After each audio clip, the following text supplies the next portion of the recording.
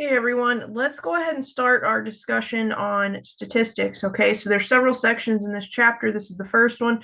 I highly encourage you to go into your ebook and read on this, especially the beginning of that first section. They do a good job of explaining statistics. I'm going to give you a very brief definition, kind of from your book.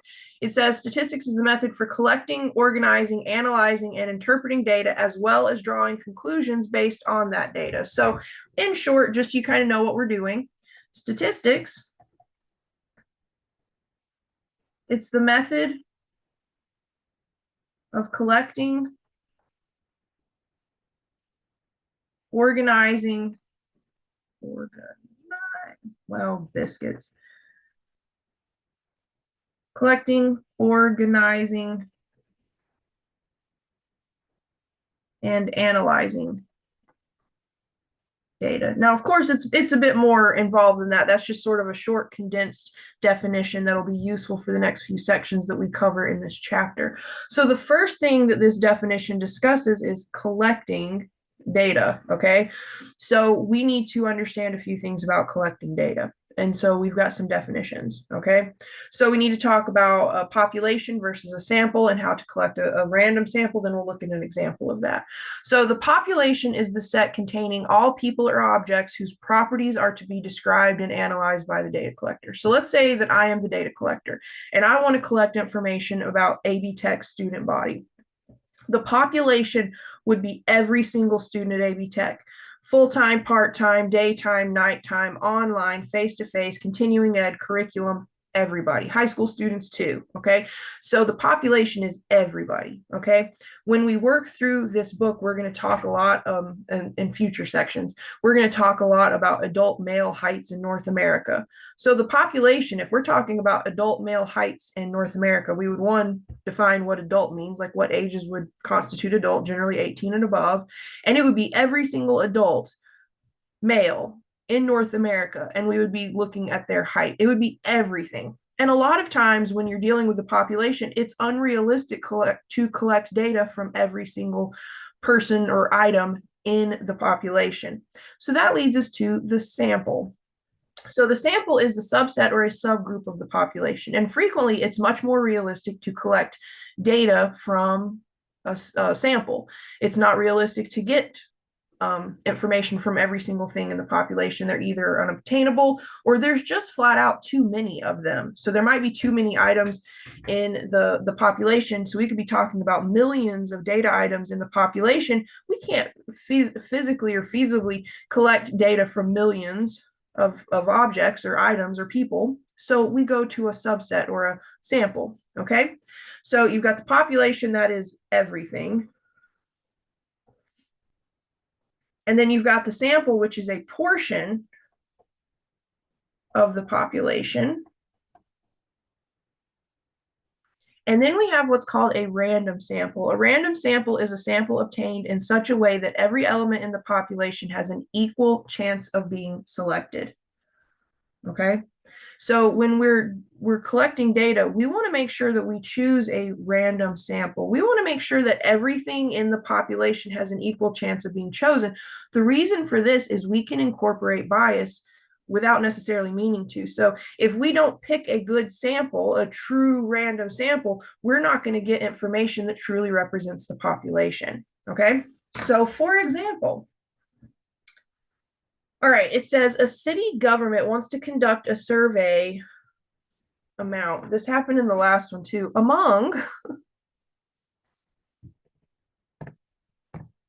Okay, so a city government wants to conduct a survey among the city's homeless to discover their opinions about required residence in city shelters from midnight to 6 a.m. Okay, describe the population. The population here would be every single person that does not have a permanent address. So every single person without a permanent address. And this is maybe not totally realistic to collect. If you don't have a permanent address, you're not, I don't want to say you're not considered part of the city's population. You would be, but if you don't have a permanent address, you're you're not easy to track down necessarily, right? A lot of people are homeless that are homeless. They move around. They don't stay in one place. Obviously, they don't have that permanent address. You could technically be considered homeless if you're crashing with a friend for a few months. Okay, so every single person without a permanent address at that moment would be considered technically homeless. That would be the population. Now, would it be reasonable to track down every single homeless person in a particular city? No, not at all. It would not be reasonable or realistic at all to track down every single homeless person within a city. So, a city commissioner suggests obtaining a sample by surveying all the homeless people at the city's largest shelter on a Sunday night. Does this seem like a good idea? Explain. Well, if we were in a regular classroom, we would have a discussion about this, but in a video like this, I just have to kind of get to the point and tell you, no, this would be a terrible idea. Okay, the reason is what we're looking to do, we're looking for opinions about required residents in a city shelter from midnight to 6 a.m. If you're going to the city's largest shelter, okay, so look, we're going to the city's largest shelter on a Sunday night. People that are there are probably very much in favor of staying in a shelter from midnight to 6 a.m. They're already there. Okay, so right there, by going to a city shelter in the evening, you're incorporating bias. You're probably going to get a lot of people who have a positive opinion about required residents in a shelter from midnight to 6 a.m. This doesn't include everybody. The city's homeless population is going to have some people obviously in this shelter. There's going to be people in other shelters. There's going to be people nowhere near a shelter. There's going to be people staying with friends that are considered technically homeless. So obtaining a sample from one of the city's largest shelters at a very particular time frame, it's not a random sample. You would have to find a way to get a sample of every possible group involved in this population. Okay, so this would not be a random sample. You would absolutely be incorporating bias. This is not a great idea. Okay, so that's kind of the idea behind the population versus a sample. Is this a good idea? This is a bad idea. We are incorporating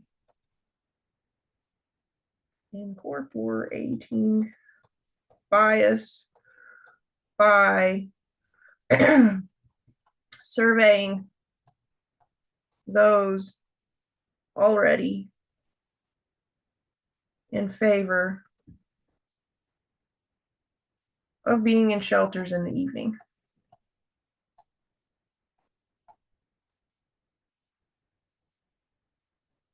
Okay, so there you have that. I just wanted to do a quick example of population and sample to get the general idea out there. Once you have collected your data, it then comes down to organizing your data. And one way that we can organize data is something called a stem and leaf plot. You don't use a stem and leaf plot very often at all, okay? I do want to let you know that first and foremost. But with that said, I want you to understand how a stem and leaf plot works. Right now, we have this data set, okay? This data set is completely meaningless. It's just a bunch of numbers. They don't make any sense. I can't tell the highest. I can't tell the lowest. I can't tell where the vast majority of the numbers occur. All I know is I've got this huge set of numbers. So a stem and leaf plot is one way to organize those numbers, okay? So what you do is you basically create a table. You have a column for your stem, and then you have a column for the leaf or the leaves. Now, I don't use stem and leaf plots ever in my life except when I teach this in class, okay? So this is not something that's super duper common. It's not something you see a lot, but it is a cool way to organize your work. For me, the most reasonable way to do this is when you have 2-digit numbers. So the stem becomes the digit in the tens place. So if we kind of do a quick scan of the numbers in this list, excuse me, it looks like the lowest number I see is in the 40s. The highest number I see is in the 90s. So we can make our stems be 4, 5, 6, 7, 8, and 9. Okay. Sorry, I'm in a room that has really weird lighting, so I can see that I'm sort of fading, but you'll live, right? Okay, so we're going to make the leaf all of the tens places for any possible number that we have here. Notice they're in order. Notice I'm not missing anything. So the lowest number I see in this list is 41. The highest number I see in this list is 99. I'm going to go 40 through 90. Now the leaf is going to be all of the digits in the one place. Now, if I were going to make a really pretty stem and leaf, I would make them in order. The leaves would be in order, smallest to largest. So I'm just going to do a rough stem and leaf, and then we'll make it pretty in the next. We'll make it pretty after this, okay? So what I'm going to do is I'm going to go through this list column by column. Anywhere I see a number in the 70s, I'm going to put the ones place out beside the 7. Anytime I see a number, say, in the 90s, I'm going to put the ones place in the 90s row. I'm sorry, I haven't had to talk much in the last few weeks. So again, I'm going to go down the columns. So starting with this first column, I have 73. So I'm going to put a 3 here. The 7 in the stem and the 3 in the leaf, that refers to the number 73. I then have 79. I have 89, 73, 50, and 90. So far, if I read this list in order, I have 50, 73, 73 again, then a 79, then I have 89, and I have 90. I'm going to go down the next column. I have 58, 87, 58 again, 73, 57, 75. Next column, I have 68, 83, 95, 62, 41. Next column, I have 75, 89, 77, 69, and 98. Sorry. Next have 94, 52, 75, 76, 77. Next we have 79, 99, 81, 77, 71. And then finally I have 96, 97, 75, 71, and 69. Now that's kind of like my rough draft stem and leaf plot. So what we can see here is the vast majority of the numbers fall in the 70s. The lowest number in this list is a 41. The highest number in this list is a 99. Okay, we've got our data nice and organized. So while it's not perfect, it's definitely much more organized than what we started with. Now, I like to have my stem and leaf plot where all the leaves, are in order. So I'm going to redo this and just clean it up a little bit. So I've got 4, 5, 6, 7, 8, and 9. 1, 0, 2, 7, 8, 8, 2, 8, 9, 9. Let's see, I have 1, 1, 3, 3, 3, 5, 5, 5. I have a 6, 7, 7, 7.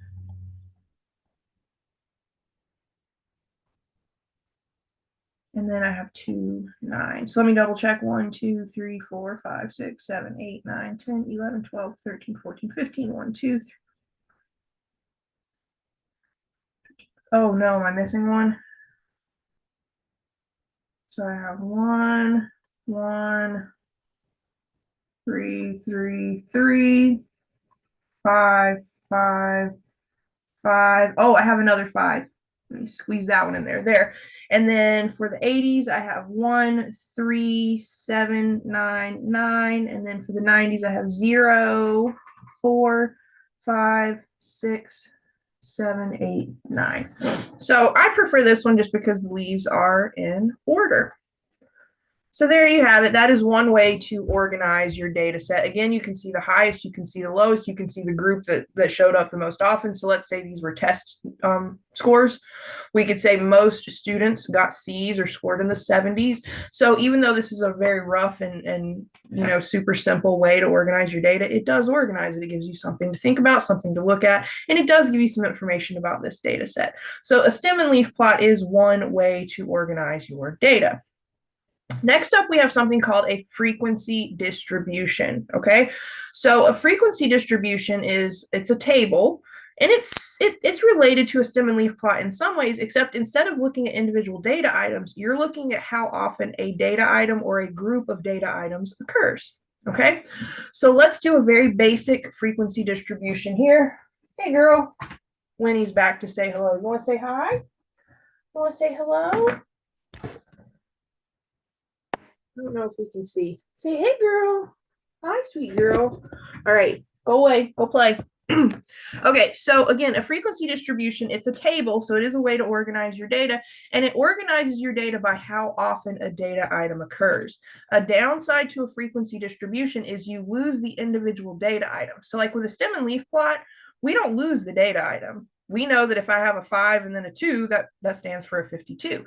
If we were to do a frequency distribution, we would just know how many of that data item occurs. Okay, so let's create a frequency distribution for this set of, let's see, construct a frequency distribution for the data showing final course grades for students in a pre-calculus course listed alphabetically by student's name. This is all made up data, so you don't have to worry. I'm not like giving out grades or anything.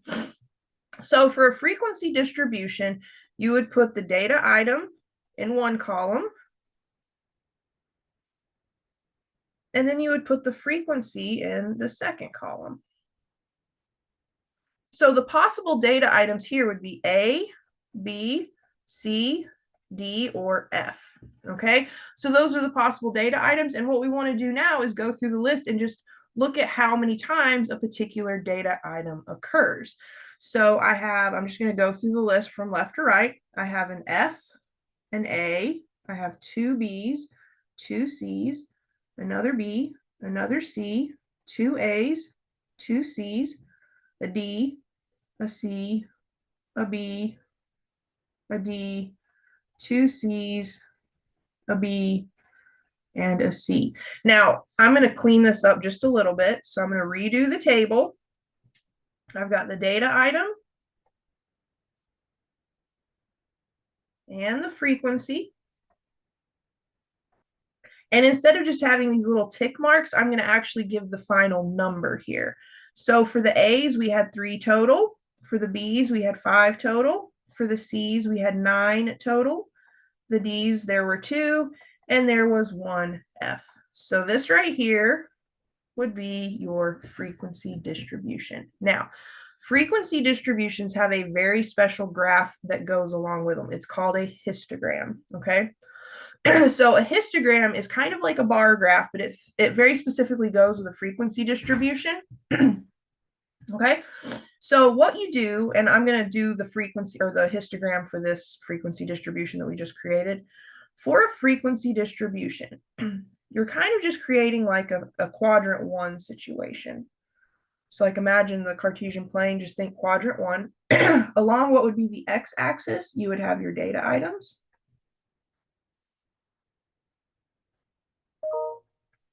And I would label this grades. Along what would be the y-axis, we have frequency. And let's say we go by 2s. So I'm going to go 0, 2, 4, 6, 8, 10. And then what you do is you draw a bar that represents the frequency of that particular data item. You want to make sure your bars touch. That is a little bit different. There's meaning behind it, but for us, just let's know that the bars need to touch. So let's see, we had 3 students that had a score that was an A. We had 5 students that had a final grade of a B. There were 9 students that had a final grade of a C. There were 2 students with a grade of D, and there was 1 student with a grade of F. So there you have it.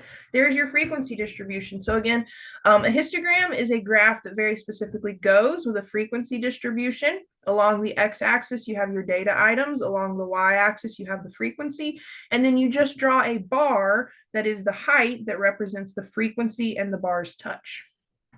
All right, so there you have it. That's a very, very basic frequency distribution and corresponding histogram. Now, there is something called a grouped frequency distribution. Hold tight.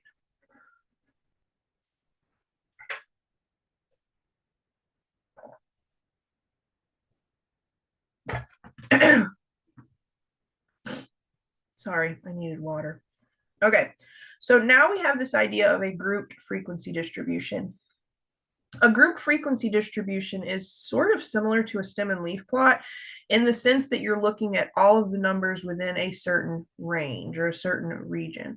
So instead of having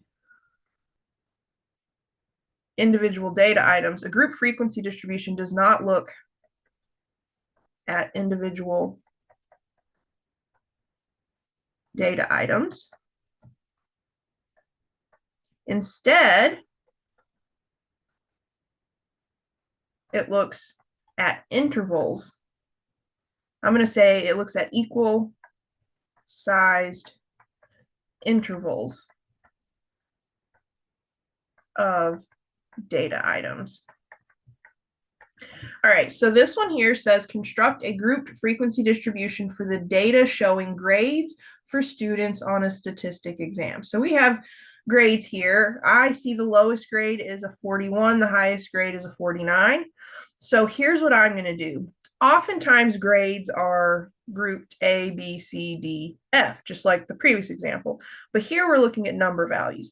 I don't want to look at each individual number values because most of these data items occur only once or maybe twice. And there's so many data items between 41 and 99. There's 50 some, right? So what I'm going to do is I'm going to take my intervals. And I'm not going to go super deep into this. Just know that your intervals need to have a similar start and stop, and they need to be equal in size. So for this group, A's would be 90 to 99. B's would be 80 to 89. C's would be 70 to 79. We'll go ahead and look at D's, and then F's, we're going to break them down a little bit. We have 60 to 69. 50 to 59, and then we'll do everything less than 49. Sorry, that's my phone. Okay, so those are going to be our intervals. Again, they have the same stop and they have the same start. So they have the same stop and start. They're the same size. The only exception is this last one. I just have anything less than 49 for the last interval. Okay, and then what we're going to go through is we're going to do the frequency. So I'm just going to go down the columns. So I have 73. Well, that falls in the interval 70 to 79. So I'm going to put a tick mark there. I have 87, 95, 69, 77. I'm going to go down the next column. I have 58, 83, 77, 76, 71. Next, I have 68, 89, 75, 77, 69. Next, I have 75, 52, 81, 71, and 90. 94, 99, 75, 50, 75 again. Then I have 79, 97, 73, 57, 96, 89, 73, 41, 79, 58, 62, and 98. So I do want to clean this up just a little bit. So we have our intervals. And then we have our frequency. So I'm going to go 90 to 90. Uh-oh. Here's about to die. There we go. So I have 90 to 99, and it looks like we have 7 test scores that are in the 90s. I have 80 to 89, and we have 5 test scores. 70 to 79, I have 15. 60 to 69, I have 4. 50 to 59, I have 5. And less than 49, or less than or equal, I guess we could say, we have 1 data item. So the difference here compared to like your stem and leaf plot, because I think these are actually the same data items we had in that stem and leaf plot earlier. Here, you don't know what the individual data items are. We just know that there were 15 grades in the 70s, 7 grades in the 90s, 4 grades in the 60s. But we don't know what the individual data item is. So that's kind of a bummer, but it gives us a way to organize our data all the same. Now, if we were going to do a histogram, Oh, it's not going to let me do what I wanted. Hold on.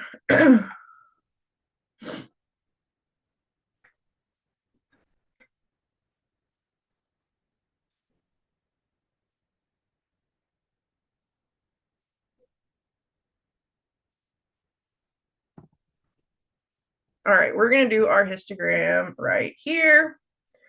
All right, so for the histogram, we have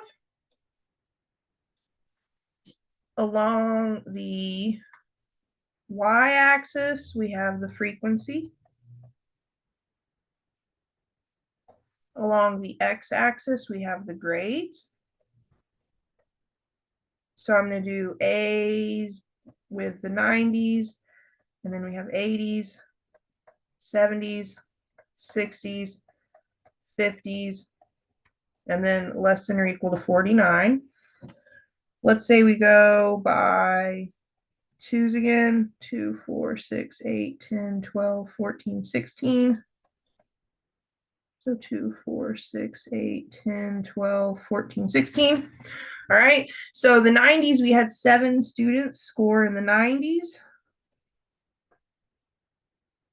Let me make that pretty because that looks like garbage.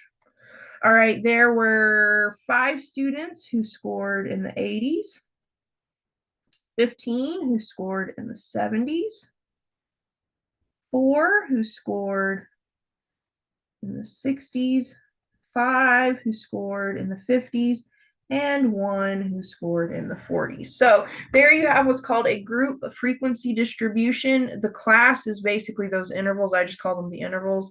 There's the lower class limit and the upper class limit. So the lower class limit would be 90, 80, 70, 60, 50.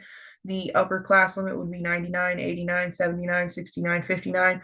The oddball can sometimes be that first or last interval, and it may be a bigger group. Like here, we just did anything less than 40 because there's only one score there. And then we have our corresponding frequency distribution. So there you have it. That is pretty much everything I want to do for that first section.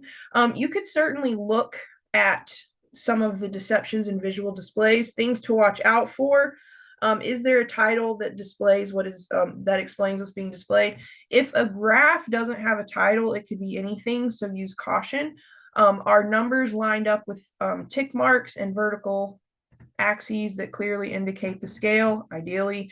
Like if I did a frequency distribution or a histogram and I hadn't labeled it, it wouldn't be very meaningful. Has the scale been varied to create more or less dramatic impression than shown by the actual data? Something to look forward to.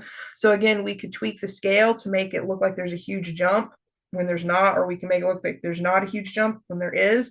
So when you're creating a graph, you want to make sure that your scale is even, accurate, no weird jumps. Everything needs to be labeled nicely. You don't want too much to distract you from the data. So one thing to look out for when you're dealing with deceptions in visual displays is there a lot going towards one thing versus another? Because if there's like a lot of graphics or a lot of jazz towards this one thing, it may inflate its importance compared to the rest of the data. So you have to be careful of that. Has the wrong impression been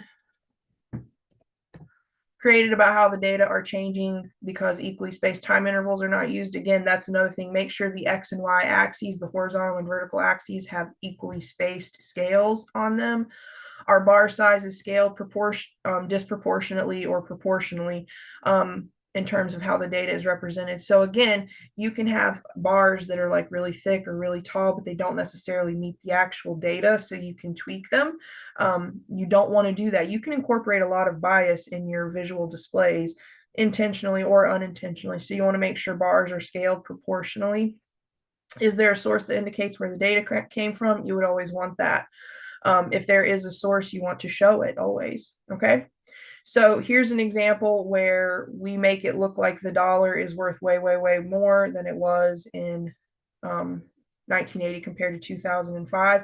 This is a situation where things are not proportionally scaled. So we're not dealing with bars, we're dealing with little graphics that look like dollars, but they're not proportionally scaled. So it makes it look like the dollar was worth much, much more than it really was in 1980 compared to 2005. Yes, it was worth more, but again, there's a disproportionate scale here. Okay. Notice they do have the source of where this came from, but again, their visual scale is a little wacky. Same thing here. We're looking at the number of square feet in an average US home. So 1,740 compared to 2,392. There's a difference there of about what, 600 square feet. But this shadow compared to this shadow, they make it look like the square footage in 2010 is much, much more dramatically huge compared to 1980 than it really is. So again, they made the shadow kind of misleading here. Okay, so those are just two examples where there's some misleading information. Some other things, let's see. Well, those are the two big things, just the visual distortion of those items. So anyway, that's it for the first section in chapter 12. Please reach out if you have any questions. Hope y'all are doing well. All right, take care.